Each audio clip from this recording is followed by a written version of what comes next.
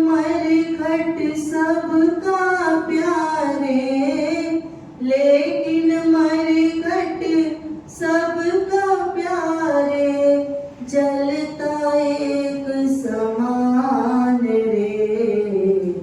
काली गोरी इस चमड़ी की, माटी एक समान रे।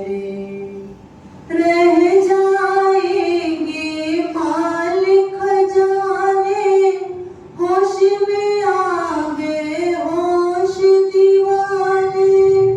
रह जाएंगे माल खजाने, होश में आगे होश दीवाने।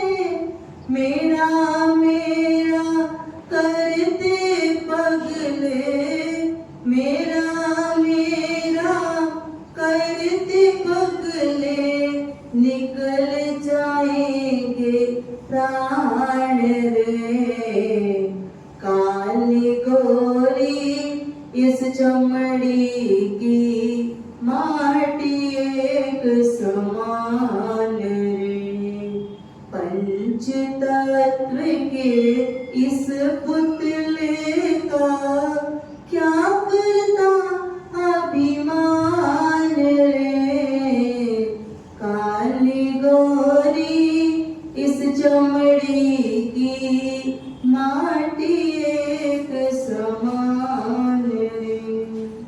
भरम भरा क्या टूट रहा है, क्यों संसार में जूझ रहा है। भरम भरा क्या टूट रहा है, क्यों संसार में जूझ रहा है। जाग जा अपने घर के भीतर, जाग जा अपने घर के भीतर। पानी आत्म राम रे। काली गोरी इस चमड़ी की, माटी एक समान रे। पंच तत्व के इस पुतले का, क्या करता अभिमान रे। काली गोरी इस चमड़ी की, माटी एक समान रे। माटी एक समान रे। परम पूज्य सुखसागर जी महाराज साहब के चरणों में कैवल्य धाम तीर्थ प्रेरिका आगमज्ञा प्रवृत्ति परम पूज्य गुरुदेव श्री के चरणों में है। मम जीवन सर्वस्व परम पूज्य गुरुदेव श्री के चरणों में है। उपस्थित धर्म प्रेमी श्रावक एवं श्रावक,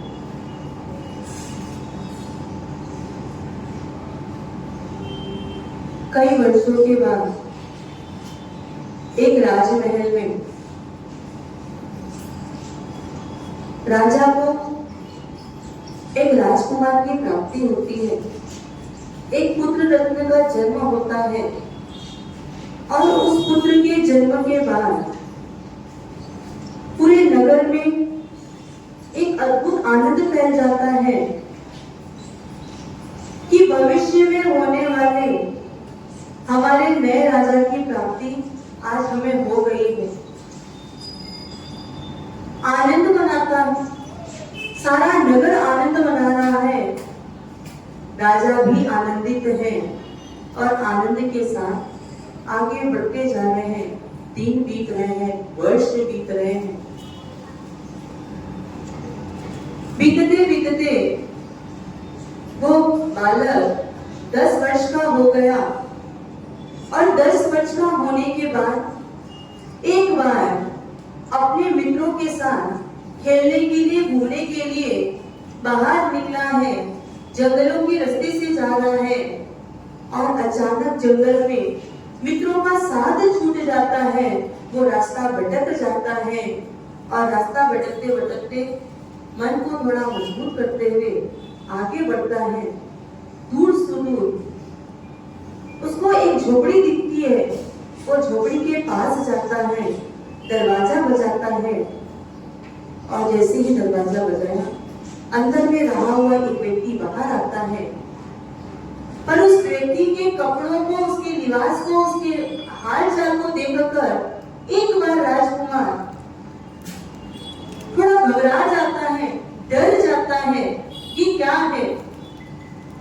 लेकिन अंदर खड़ा हुआ वो व्यक्ति जैसे ही उस राजकुमार को कहता है, अंदर आ जाओ, क्या बात है, कौन हो, कहां से आए हो, लेकर अंदर लिया, पूछा आओ भगत की, रोटियां लाए, उसको भोजन कराया।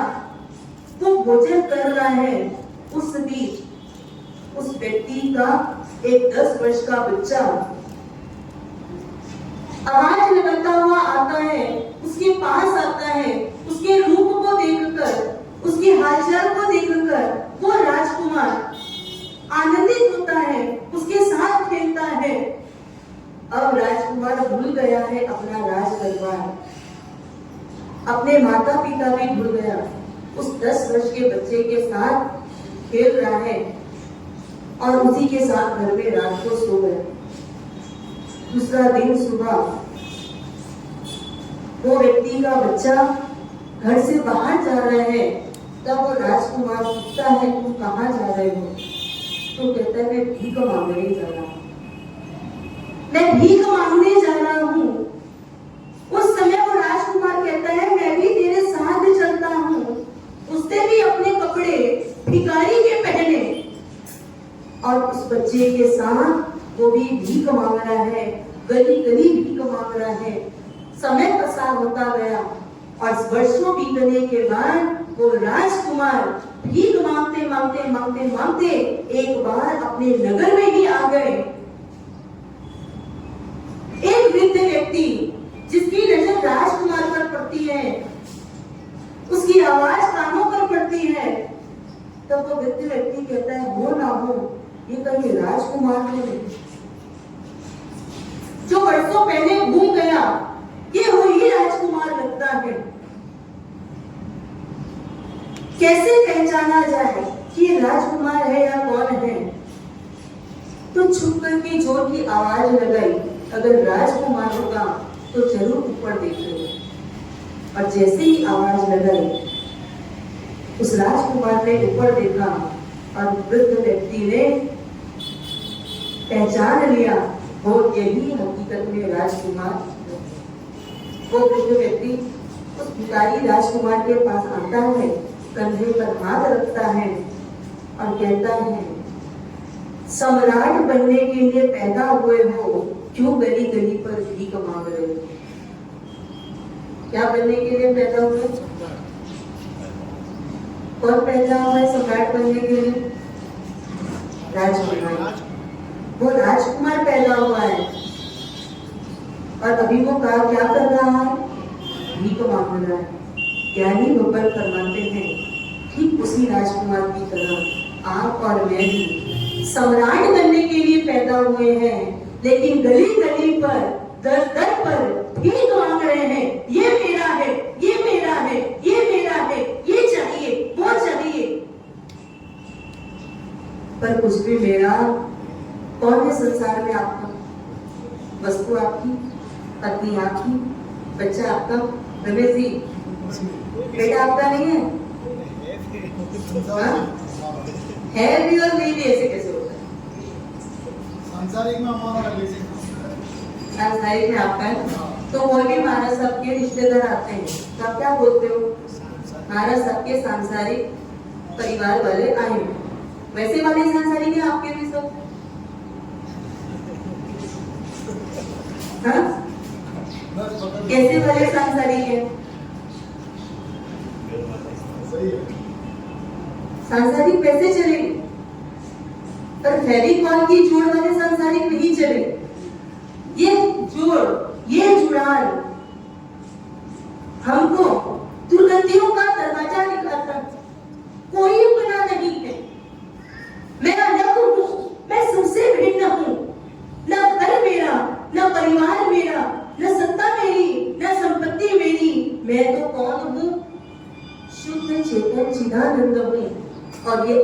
तत्व का जो गुण है वही मेरा है, इसके अलावा कुछ भी मेरा।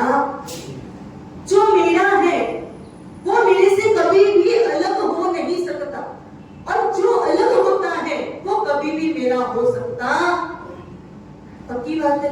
अब देख लो क्या क्या आपसे अलग होने वाला है, क्या क्या आपसे अलग होने वाला है। व्यापार आपसे अलग होने वाला है, घर होने वाला है, परिवार होने वाला है, स्वजन होने वाले, मित्र होने वाले, सब अलग होने वाले हैं। और ये जिसके पीछे है वो शरीर भी हमसे अलग होने वाला है। तो फिर किसके लिए पापाचार करना, किसके लिए हमको दौड़ भाग करना, किसके लिए भीख मांगना। अरे मैं सम्राट हूँ और सम्राट बनने के लिए पैदा हुआ हूँ, मैं भिखारी बनने के लिए पैदा। लगता है ऐसा? हाँ? लगता है? कोई अगर आपको कह दे साहब आपके मस्तिष्क में लिखा हुआ है कि आप भारत देश के बहुत बड़े प्रधानमंत्री बनेंगे, आपके हाथों से देश का उद्धार होना लिखा है, बड़े बड़े काम आप करेंगे, तो सच बताना इलेक्शन में खड़े होंगे कि नहीं होंगे?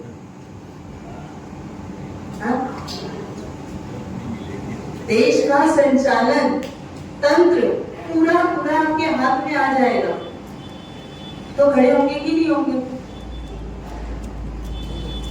और कोई ये कह दे कि भाई साहब आपके सारे ग्रह उच्च दशा के हैं, सारे नक्षत्र भी ऊंचे हैं, अगर आप परमात्मा के शासन में कोई अच्छा काम करते हैं, कोई अच्छी पोस्ट प्राप्त करते हैं, तो आपकी उस पोस्ट, आपके उस कार्य को देख करके हजारों की हजारों जनता सतमार्ग पर चढ़ जाएगी, वो भी एक दिन सम्राट बन जाएगी, तो खड़े होंगे कि नहीं होंगे?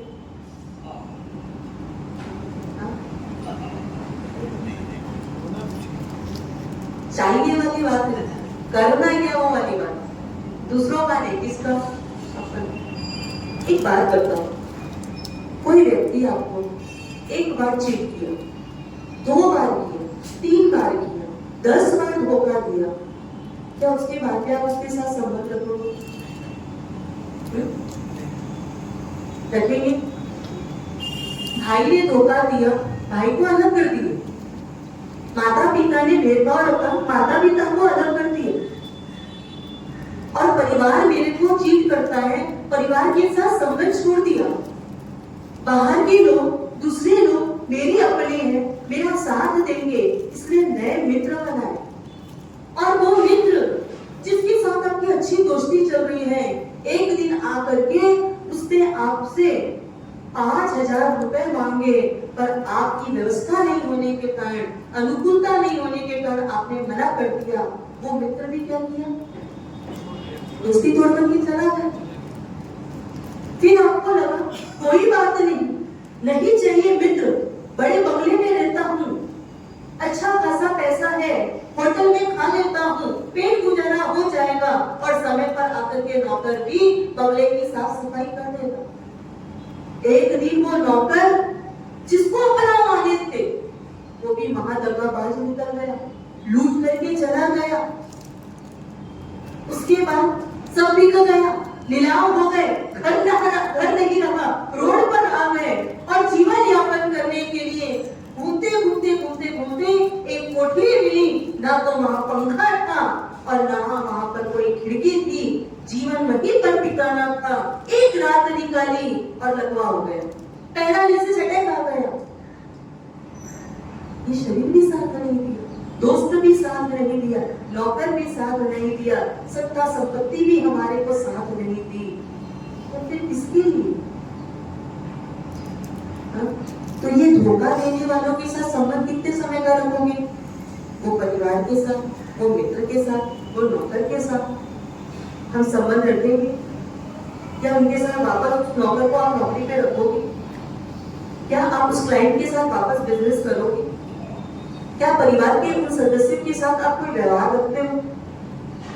तो ये शरीर अनंत जन्म में धोखा दिया है, महाधोखेबाज शरीर है, और इसके लिए कितना कुछ करते हैं।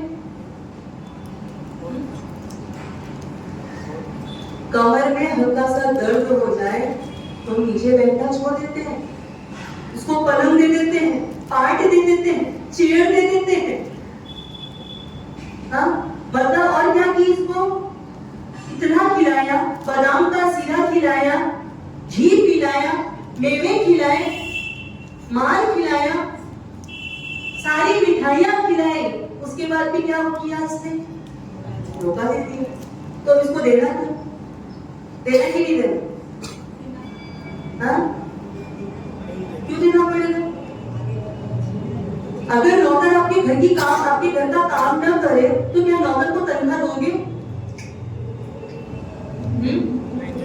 नौकर को आपकी दुकान के, आपके घर के स्टाफ को पेमेंट किसके आधार पर दी जाती है, काम क्या है। वो जिस लेवल का काम करता है, जितना करता है, उससे ऊपर आप कभी पेमेंट करते हो? तो जब उसको नहीं देते हो तो इस नौकर को कैसे दे सकते हो? शरीर कौन है, ये स्टाफ है। ये किस चीज का स्टाफ है? दुकान का स्टाफ आपके व्यापार को अच्छा चलाने के लिए, आगे बढ़ाने के लिए आपके लिए सहयोगी, आपको एक अच्छी मुकाम दिलाने के लिए एक सहयोगी मात्र है। वैसे ही आत्मा को परमात्मा बनाने के लिए ये शरीर स्टाफ के रूप में एक सहयोगी। अच्छी से अच्छी दवा ली, ऐरे गिरे डॉक्टर के पास भी नहीं गए, कुछ बीमारी घेरी, अच्छी से अच्छी हाई क्वालिटी के हॉस्पिटल जाकर के इसका इलाज कराया, एक भी अनाज का एक भी कण हल्की क्वालिटी का इस शरीर को नहीं दिया, और ये बीमार शरीर हर समय, हर जन्म में, हर पर्याय में, हर अवस्था में क्या किया, हमारे साथ चीटिंग की, और इसको हमने अपना माना। अपना मानते हो नहीं शरीर को? शरीर किसका है, आपका है, कौन? शरीर हार्डवास का है ना, तो अपना तो नहीं है ना। ये मकान, ये बिल्डिंग, हाँ भाई आपका घर हो, अगर कहीं रिपेयरिंग की आवश्यकता हो तो आप कितनी रिपेयरिंग करोगे? जितनी जरूरत है उतनी उसकी रिपेयरिंग करो। दिन भर उसको संभालते रहते हैं, दिन भर करते रहते हैं, हाँ? कभी कभी करते, रोज की जितनी करनी है उतनी करते, उससे ज्यादा नहीं करते। तो फिर शरीर की ज्यादा करते कि नहीं करते? क्या नहीं करते? देखो, मकान में नीचे की फ्लोरिंग ज्यादा गंदी हो जाती है, इसलिए नीचे की फ्लोरिंग में पोछा, झाड़ू रोज लगता है। पूरे मकान को धोते हो रोज, पूरे शरीर को धोते हो कि नहीं धोते हो रोज? क्या पूजा करने के लिए? भगवान की पूजा करने के लिए। पक्का? कितने पानी से नहाते हैं? आधी बाल्टी लगता है क्या पूजा करने के लिए, नहाने के लिए? लिया ना? पूजा करने के लिए, स्नान करने के लिए एक मग्गा पानी पर्याप्त होता है। पूजा करने के लिए ये गली है, ये बहाना बनाया हमने, भगवान को आड़ में लिया हम। साबुन लगाते नहीं लगाते? नहीं लगाते? तो क्यों जीव को दोषारोपण देना और दिया विष का बंद किया? किसके लिए?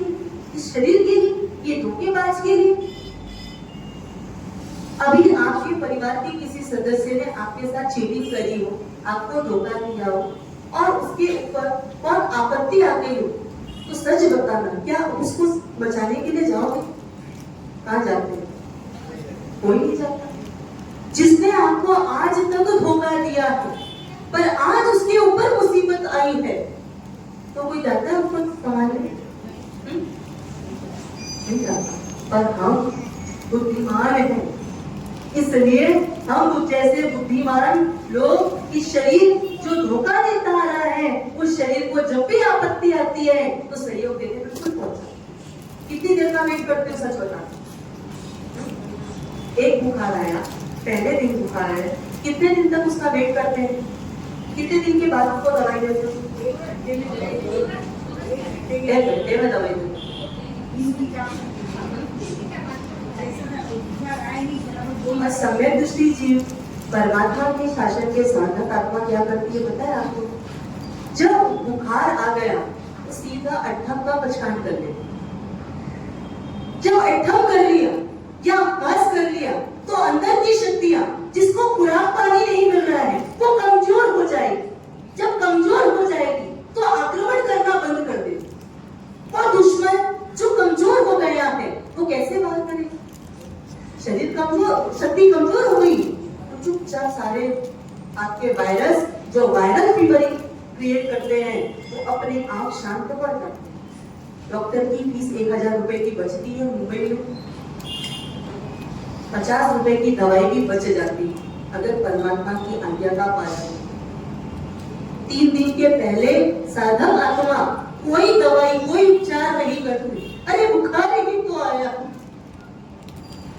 आनंद खंजी महाराज, बुखार शरीर में चढ़ गया है, शरीर ऐसा कपकपा रहा है, ऐसा कपकपा रहा है कि सामने बैठे व्यक्ति को दिख रहा है कि शरीर वाइब्रेट हो रहा है, लेकिन आनंद खंजी महाराज की मस्ती इतनी मस्ती कि वो अपने परमात्मा भक्ति में कहीं पर भी चलित नहीं हुए, कहीं चलायमान नहीं हुए और वो बुखार उनको कुछ कर नहीं पाया, चला गया, जाना पड़ गया।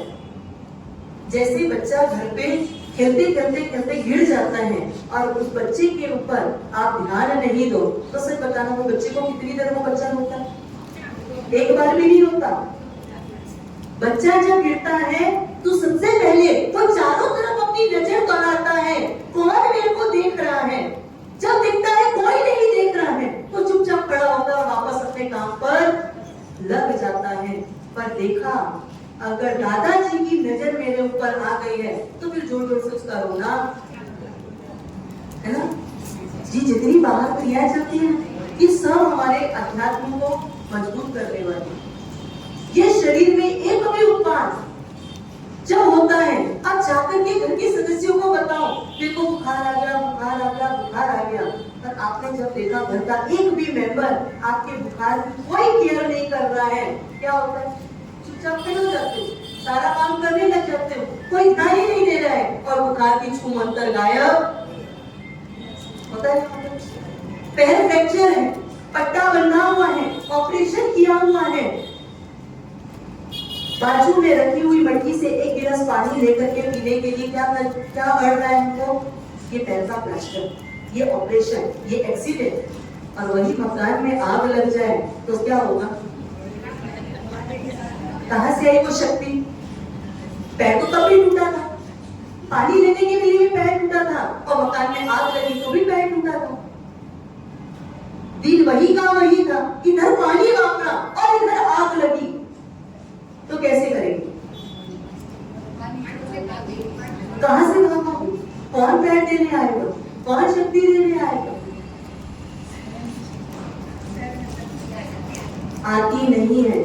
स्वयं के अंदर में शक्ति भरपूर है, इतनी भरपूर शक्ति है, उस शक्ति को हम पहचान नहीं पा रहे।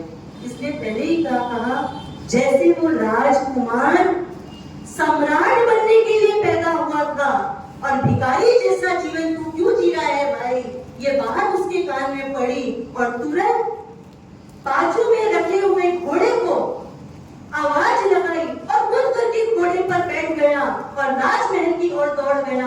वैसे ही परमात्मा के शासन में जन्म लेने वाली वो साधक आत्मा जैसे ही उसको भान होता है तुम परमात्मा बनने वाली आत्मा हो, तुम भिखारी बनने वाली आत्मा नहीं हो। तुम बार बार डर डर पर मत मांगो मेरी मदद कर दो, मुझे सहयोग की आवश्यकता है, ये भिखारी पना छोड़ दो, क्योंकि तुम कौन हो? परमात्मा बनने वाली आत्मा। और तुरंत वो साधक आत्मा पास में खड़े हुए 5 इंद्रिय के घोड़े पर सवार हो जाती है और वो जैसे घोड़ा उस राजकुमार का गुलाम बना, वैसे ही ये 5 इंद्रियों के 23 विषय साधक आत्मा के गुलाम बन जाते हैं। तो पहले निश्चित करना पड़ेगा कि आपको बनना क्या है। क्या बनना है? पूछा जी क्या बनना है? अच्छा चलो क्या बनना है? परमात्मा बनना तो है, लेकिन जहां लेकिन है वो कार्य कभी भी संपन्न होने वाला नहीं। जहां किंतु, एक वर्ड किंतु लेकिन परंतु जहां आना है, समझ लेना वो कार्य कभी भी आपका संपन्न होने वाला नहीं है। हकीकत तो ये है, मुझे परमात्मा बनना नहीं है, मैं हकीकत में ही परमात्मा हूं। मैं परमात्मा ही हूं। परमात्मा और मैं कुछ अलग नहीं है, अंतर है तो सिर्फ एक पर्दे का। राजा बनने के बाद भी, अगति में आने के बाद भी, अगर उसने नगर के लिए, अपने साम्राज्य के लिए अगर नीति पूर्वक कार्य नहीं किया तो प्रजा भी उसको राजगद्दी से नीचे उतार देती है। तो कार्य कैसा चाहिए? डिफिकल्ट ही करना पड़ता है। आत्मा कैसी है? सोने जैसी है। और सोना भट्टी में तपे बिना सोना सोना नहीं बनता, और सोना बने बिना वो लोगों को पसंद भी नहीं।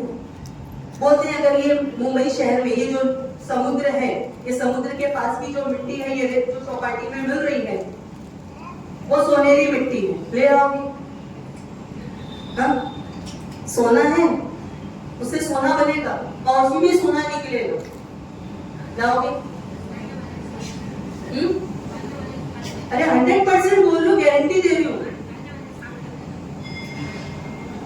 आप क्या बोलोगे?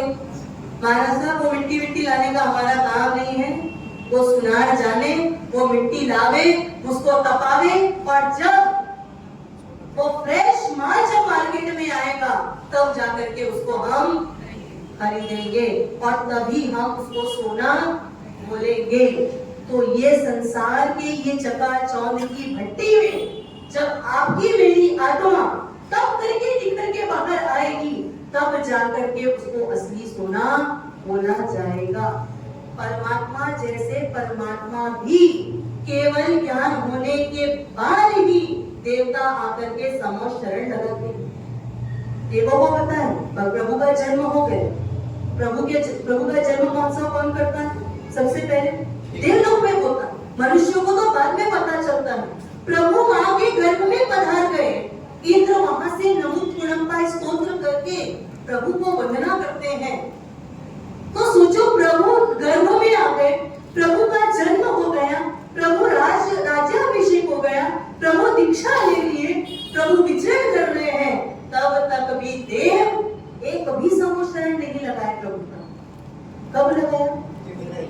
जब प्रभु ने छद्मस्त अवस्था रूपी ताप की भट्टी में तप करके केवल ज्ञान रूपी सोने को प्रकट किए, तब देवताओं ने आकर रत्नों से जड़ी, सोने से जड़ी और हीरे पन्ने आदि से जड़ी उस समोशरण में परमात्मा को विराजमान किया। क्यों? क्योंकि परमात्मा तब के घर के बाहर आ। तो मेरी आत्मा वैसी ही है, वैसे ही पावन पवित्र परम है, वही परमात्मा स्वरूप है। मुझे उसको चाहे तपाना पड़े, जो करना पड़े मैं करूंगा, लेकिन इस शरीर के लालच पे आकर, इस शरीर की भगत करते हुए, इस शरीर की सेवा चाकरी करते हुए आत्मा को घुमाने का काम नहीं करेंगे। क्योंकि पांचवा आना भले है, पर लीला किस लिए जन्म? क्या बनने के लिए? हाँ? बनने के लिए, सम्राट बनने के लिए। मैं सम्राट हूँ। एक लाइन, शालीभद्र की आत्मा शालीभद्र के भाव में कितना सुंदर। जहाँ गुरु भाव में एक ग्वाले के बेटे, 2 वक्त की रोटी की नसीब हो सके, इतना भी पुण्य जिसके पास नहीं था, एक खीर का दान दिया। और अगला भाव शालीभद्र का मिला। कैसा शरीर? 7वें माले में रहते थे, 32 पत्नियां हैं, बिस्तरों की थप्पी लग जावे और थप्पी के ऊपर के बिस्तर पर वो सोए हैं, और सबसे नीचे वाले गद्दे के नीचे अगर एक बाल आ जावे तो शालीभद्र के शरीर में स्क्रैच आ जाता। गद्दे के नीचे बाल हो, गद्दे के ऊपर शालीभद्र हो, तो शरीर में शालीभद्र जी के स्क्रैच आ जाता था। तो अब विचार करो कितना कोमल शरीर इनको मिला। जिसके बंगले में सोने चांदी के नालियां बनी है, जिसमें मात्र रक्त बह रहे हैं, सोना पानी बह रहा है, उनके घर की नालियों में ऐसा सुख जिसके पास है। श्रेणी महाराजा जब शालीभद्र से मिलने के लिए, उनकी राजनीति को देखने के लिए जब शालीभद्र जी के घर आते हैं और उस समय भद्रा सेठानी को मिलते हैं और कहते हैं कि मुझे शालीभद्र से मिलना है, और जब मां शालीभद्र को आवाज लगा रही है कि शाली नीचे आओ, श्रेणी कहाँ है, वो शालीभद्र सातवें वाले में रहने वाला, जिसको ये भी नहीं पता श्रेणी कौन है, उसने सोचा श्रेणी क्या है, कोई वस्तु होगी, कोई सामान होगी, तो कह दिया माँ भंडार में रख दो, माँ आप भंडार में रख दो। लेकिन माँ ने तुरंत कहा बेटा ये कोई सामग्री नहीं, हमारे नाथ श्रेणी का है। कौन आया? हमारे नाथ श्रेणी।